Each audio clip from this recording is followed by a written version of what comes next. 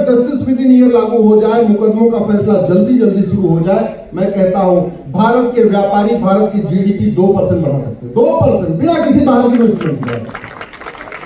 केवल इतना हो जाए कि व्यापारी को खौफ न हो कि पहली बात तो कोई मुझे आके धमकाएगा, कोई इंस्पेक्टर धमकाएगा, कोई कमिश्नर धमकाएगा, और दूसरा मेरा मुकदमा लंबा नहीं चलेगा।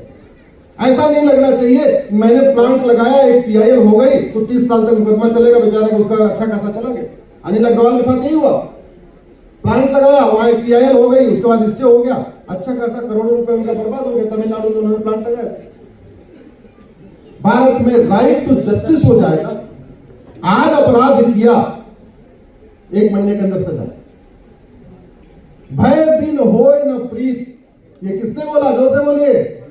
भगवान राम ने। सठे साठम समाचरित किसने बोला? विदुर जी ने। जिन देशों ने विदुर जी को अपनाया, भगवान राम को अपनाया, राइट टू जस्टिस इंप्लीमेंट किया, कठोर कानून बनाया, स्पीडी जस्टिस सिस्टम बनाया, वहां बिजनेस व्यापार फल फूल रहा है, देश समृद्ध हो रहा है।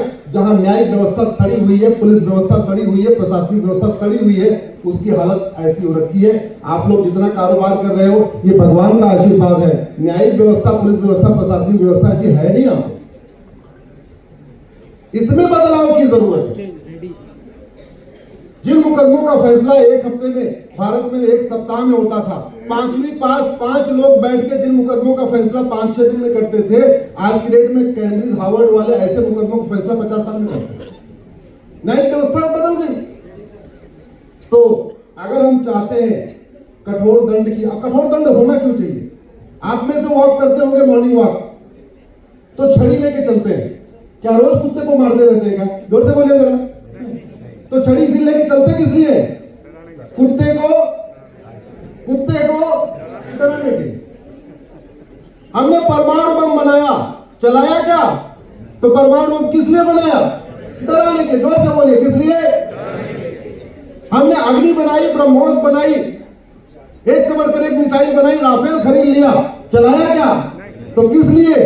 डराने के लिए।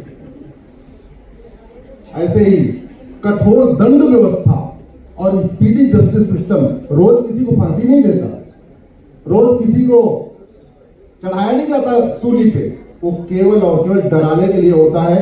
और वैसे भी राम राज्य का मतलब होता है, मेरे साथ जोर से बोलिए, धर्म की, अधर्म का, प्राणियों में, विश्व का। इन 4 वाक्यों में जो सबसे इंपॉर्टेंट है, मुझे लगता है, हो सकता है मैं गलत भी हूं, सबसे इंपॉर्टेंट है अधर्म का नाश। अधर्म का नाश किए बिना धर्म की जय नहीं हो सकती। अधर्म का नाश किए बिना प्राणियों में सद्भावना नहीं हो सकती। अधर्म का नाश किए बिना भारत का कल्याण नहीं हो सकता। और अधर्म का नाश करने के लिए भारत की पुलिस व्यवस्था, न्यायिक व्यवस्था, प्रशासनिक व्यवस्था को बदलना ही पड़ेगा। ये गुलामी वाली पुलिस, प्रशासनिक, न्यायिक व्यवस्था से अधर्म का नाश नहीं हो सकता। भय, दंड, जब मन में खौफ रहता है ना, तो भाई भाई भी प्यार से रहते हैं, क्योंकि पता है अगर हमने दूसरे का हक मारा, मामला कोर्ट में जाएगा, और कोर्ट में गया, साल भर के अंदर फैसला हो जाएगा। अभी क्या हो रहा है? मान लीजिए मैंने आपकी फैक्ट्री पे कब्जा कर लिया, तो आपसे मैं 40 साल मुकदमा लड़ूंगा। 40 साल के बाद क्या होगा? आपकी फैक्ट्री आपको मिल जाएगी। तो वो तो पहले थी आपकी, तो आपको मिला क्या? कुछ मिला क्या? मैं आपके घर में किराए पे आऊं, 1 साल तक किराया दूं, उसके बाद आपके घर में बैठ जाऊं, अब मैं आपको मुकदमा लड़ाऊं, 15-20 साल डिस्ट्रिक्ट कोर्ट, 10 साल हाई कोर्ट, 10 साल सुप्रीम कोर्ट, 40 साल के बाद कोर्ट बोलेगी नहीं काम करो, घर खाली कर दो। आपको कुछ मिला क्या? कुछ मिला आपको? अरे वो आपका घर था, आपको मिल गया, हम 40 साल मस्ती में रहे। ये सड़ी हुई न्यायिक व्यवस्था अपराध को बढ़ा रही है। लोग एक दूसरे के जमीन पे इसलिए कब्जा करते हैं, उनको पता है कानून घटिया, कुछ होगा नहीं, 30-40 साल तो कब्जा करके निकाल ही लेंगे। ये सड़क के किनारे जो अवैध निर्माण होता है, क्यों? क्योंकि कानून का खौफ नहीं। अमेरिका में सड़क के किनारे अवैध निर्माण क्यों नहीं होता? सिंगापुर में नशा तस्करी क्यों नहीं होती? हमारी यंग जनरेशन ड्रग्स से बर्बाद हो रही है। School, college, MBA college, engineering college, medical college, हर जगह नशा फैला हुआ है। क्यों? क्योंकि कानून का खौफ नहीं है। सिंगापुर में एक व्यक्ति के पास 900 ग्राम गांजा मिला, उसको फांसी दे दिया। अब सिंगापुर में कोई गांजा लेके घूमेगा कॉलेज के आसपास क्या? जोर से बोलिए मेरा। नहीं, ये होता है कानून का खौफ। भारत में न्यायिक व्यवस्था को मजबूत करने के लिए मैं सुप्रीम कोर्ट में लड़ रहा हूं, पुलिस व्यवस्था को बदलने के लिए सुप्रीम कोर्ट में लड़ रहा हूं, प्रशासनिक व्यवस्था बदलने के लिए सुप्रीम कोर्ट में लड़ रहा हूं। और 25 से ज्यादा घटिया कानून बनाया कांग्रेस ने, उन सभी कांग्रेसी कानूनों के खिलाफ लड़ रहा हूं। बहुत बढ़िया। वक्फ एक्ट के खिलाफ लड़ रहा हूं, माइनॉरिटी कमीशन एक्ट के खिलाफ लड़ रहा हूं, प्लेस ऑफ वर्शिप एक्ट के खिलाफ लड़ रहा हूं। आपसे केवल इतनी आशा करता हूं कि फेसबुक पे 5-5 हजार फ्रेंड बनाइए और जो गलत चीज है उसको लिखना शुरू करिए। याद रखिए, अंधेरा भगाना है तो दीपक वहां जलाना है। अगर आपकी बात, सही बात जन जन तक नहीं पहुंचेगी तो झूठी बात पहुंच जाएगी। झूठी बात न पहुंचे, इसलिए सही बात का पहुंचना जरूरी है। और जो पहले पहुंचती है वही सही मान लिया जाता है। अगर सही बात देर से पहुंची तो भी झूठी मान ली जाएगी, इसलिए सही बात का पहले पहुंचना जरूरी है। तो केवल इतना करिए, खासतौर पे यूथ, सोशल मीडिया का उपयोग सही बातों को जनता तक पहुंचाने के लिए करिए। अगर आपके फेसबुक पे 500 फ्रेंड हैं तो आपकी बात 500 लोगों तक पहुंचेगी। आपके फेसबुक पे 5000 लोग हैं तो आपकी बात 5000 लोग तक पहुंचेगी। सही बात का पहुंचाना जरूरी है। आप लोग बहुत बड़ी मात्रा में यहां आज इकट्ठा हुए एकल परिवार के लिए। मेरा यह मानना है कि सरकार का जो लक्ष्य है उसमें एकल अभियान का बहुत बड़ा योगदान है। वास्तव में जो सरकार का सपना है सबल भारत, उसमें एकल अभियान बहुत बड़ी भूमिका निभा रहा है। जो सरकार का सपना है एक संपन्न भारत, उसमें एकल अभियान की बहुत बड़ी भूमिका है। सरकार का जो सपना है स्वस्थ भारत का, उसमें एकल अभियान बहुत बड़ी भूमिका निभा रहा है। सरकार का जो सपना है साक्षर भारत का, उसमें एकल अभियान बहुत बड़ी भूमिका निभा रहा है। एकल अभियान समृद्ध भारत भी बना रहा है, एकल अभियान सशक्त भारत भी बना रहा है, एकल अभियान सुरक्षित भारत भी बना रहा है। अगर आपने उन युवाओं को साक्षर करके मुख्य धारा में नहीं जोड़ा होता तो हो सकता है देश के खिलाफ वो काम कर रहे हो सकता है उसी में कोई ड्रग स्मगलर बन जाता, हो सकता है उसी में कोई नक्सली बन जाता, हो सकता है कोई माओवादी बन जाता। आपने उनको वहां से रोका है और मुख्य धारा में लाए हैं, और उनको मुख्य धारा में नहीं लाए बल्कि आपने उनको राष्ट्रीय शक्ति बना दिया। ये शक्ति बनाना बहुत बड़ा काम था। एकल अभियान वास्तव में स्वावलंबी भारत का जो सपना है उसमें बहुत बड़ा योगदान है।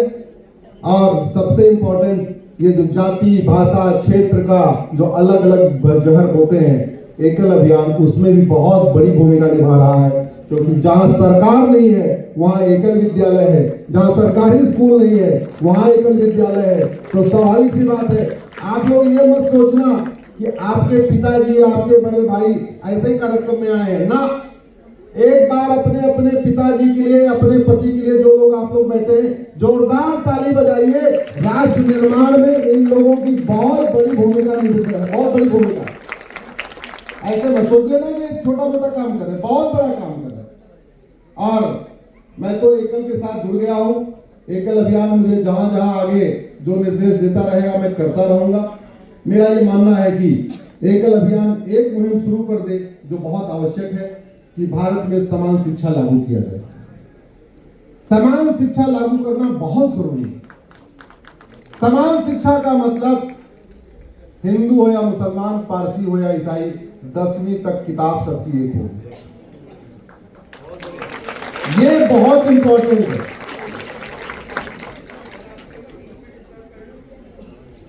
क्योंकि आज अगर आप यहां पे आम का पेड़ लगाओगे, आज तो फल नहीं मिलेगा लेकिन 10 साल के बाद फल मिलेगा।